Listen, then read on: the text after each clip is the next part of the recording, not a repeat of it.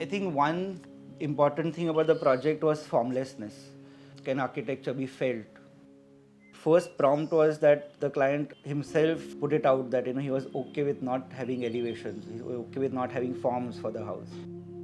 That one line struck.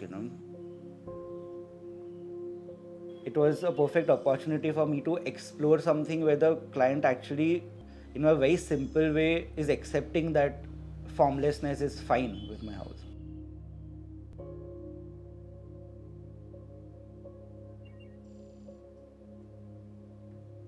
Hi, I'm Viram Shah. I'm the founder and principal for Design Dukan.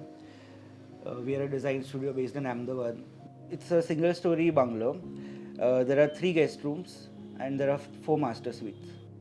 The plot area is around 4 acres, out of which I think we have covered 23,000 square feet for the house. I'll be taking you through the project and the spaces, and I'll try to cover as much as I can. If you have any queries, you can reach out to us and put it in the YouTube comments. And I remember initially, so there is this bhajan by Kumar Gandhar. It's a Kabir bhajan called Nirbhay Nirgun, so which is fearless and formless. So this is what Kabir is saying, that why should you worship the outline of God? Why not just worship his attributes? So this was something that gave a start to the project as to can we create spaces in a way that they can be felt. When we started the project, the client was almost 16. So basically he comes from the village. His father was a farmer, and then he shifted to Bombay. This house was basically him coming back to his roots, him giving back to the place that he was born. The client, his wife, and they have 2 sons. Like he wanted a house where he could find the peace to retire to.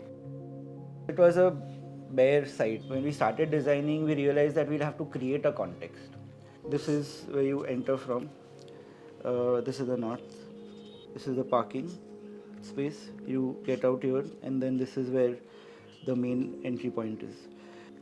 So this is the part of the site that we reserved for the house with extended landscape, and then this is the part that we have been developing as the forest and the vegetation that I spoke about.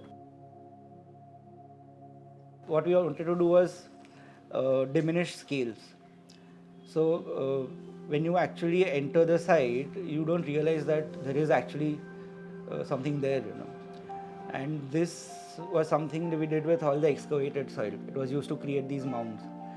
So all the external walls are retaining walls, because we had to take the load of the soil coming onto the walls.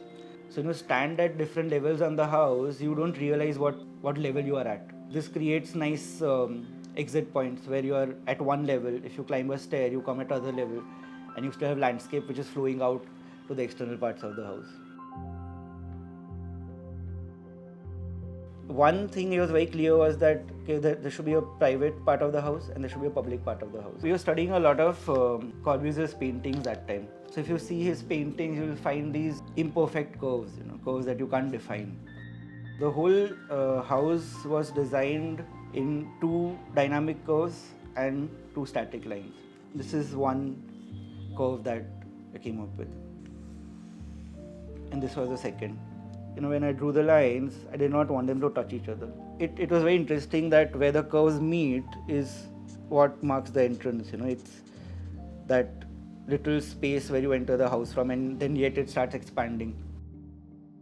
So the entrance was marked by the waiting area, and then the kitchen had to be common. So then this would be the kitchen which would cater on both sides. So the kitchen caters to the living space, which was the living room and the dining.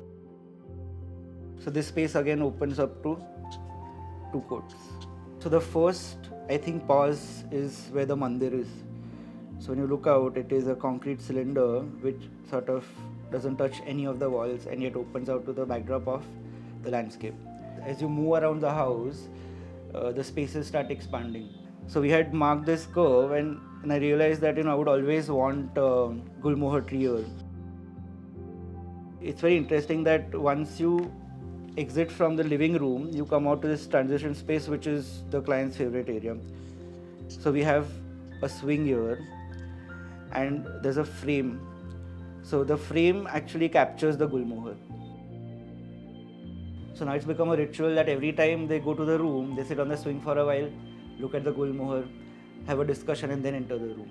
We wanted to create something that seems like it's just flowing out of this. And there's a borsalli here.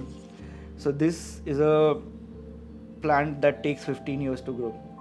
But when it grows, both of them together are going to sort of create this beautiful dance of two trees coming together, creating the shadow, creating this little picnic space under it.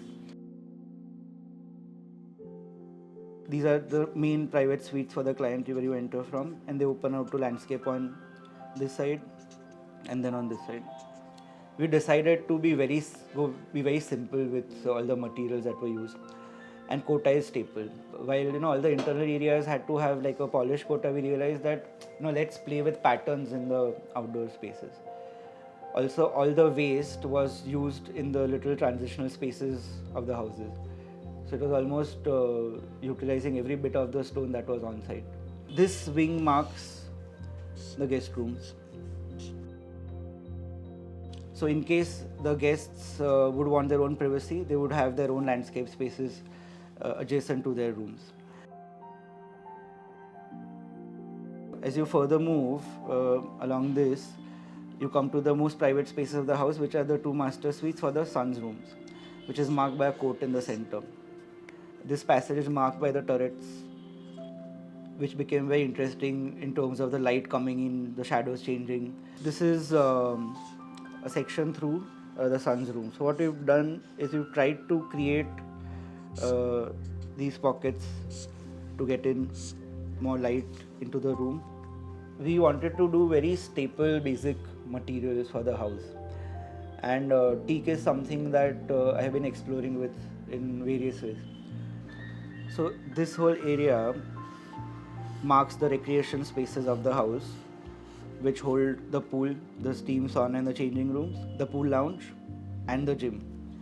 The gym was placed in a certain way that the client has access directly to the gym and he wouldn't have to walk through the passage to enter. Basically, I wanted to create a contrast. Like you have one harsh material, you have a softer material. It is the terracotta that sort of guides you through the house. As you move ahead, you see the same color in landscaped areas. And eventually I remember that we're an intern, and so obviously you're doing a blue pool.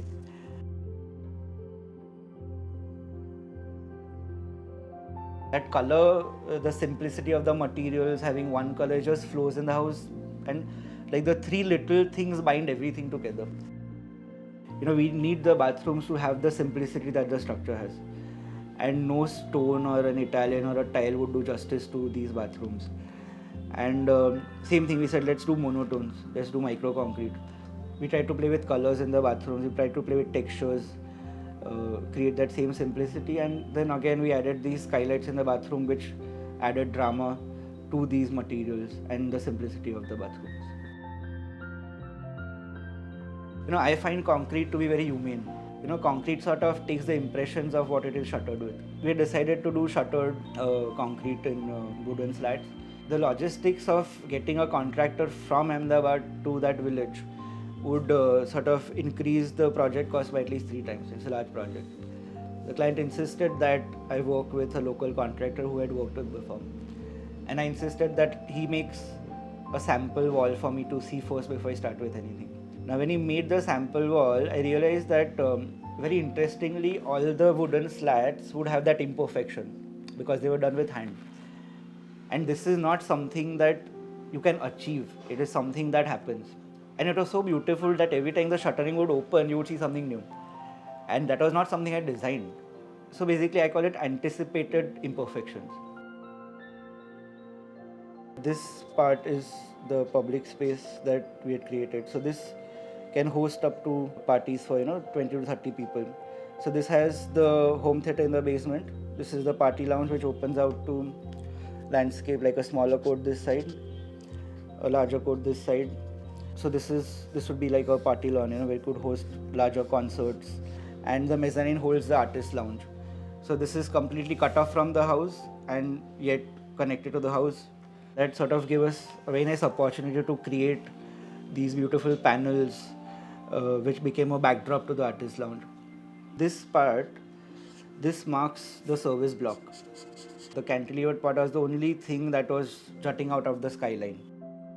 I realized that why don't we look at the spaces coming above the line of the wall as sculptures that are floating. We added these turrets, the mezzanine that his son wanted, then the staircase block came up. So when you see above this line, all these have become sculptures that sort of jut out from the tree lines. Metaphorically, it feels like if the service block was the only thing that was going to jut out, it would have been very lonely. Now there's a conversation between all the turrets, between the larger forms. It's almost like living, breathing architectural elements which are in conversation with each other. Structurally, we did not need a column at the entrance of the passage. But it would break the harmony of the columns that were happening, the grid of the columns. So again, engineering. I told the engineer, okay, let's do the column, but let it not touch the floor. So when you enter the passage, it creates a sense of curiosity as to why is this column not touching the floor. There are parts of the concrete walls which are getting diminished because the creepers are growing over it, the trees are growing over it. And it feels, it's a very beautiful paradox. And as it started, that architecture is getting taken over by nature, or the tangible that you created is getting eaten up by the intangible, which is such a beautiful thing that like it's almost non-architecture. I started the project, we started sketching or thinking about the project in 2013, and eventually it took a span of around 8.5 years to actually get everything done. And every time that it took a pause, there were new things that we started designing. So the whole growth of the project was extremely organic. The maturity of the project actually came by these little decisions. And also, as a designer, I've matured with the project. It's been a journey, to think that you would finish such a large project in a certain time. But I think certain things need that time. When I look back at everything, I think self-negation is something that I've come to accept. Through this process of the frustration of not getting the project done, it has sort of instilled a sense of humility in me. Imagine, like, the client was 60 when we started, now he's almost 70. When I see them sitting on the swing having their tea, looking at the Gulmohar, I feel like I've accomplished what I wanted to.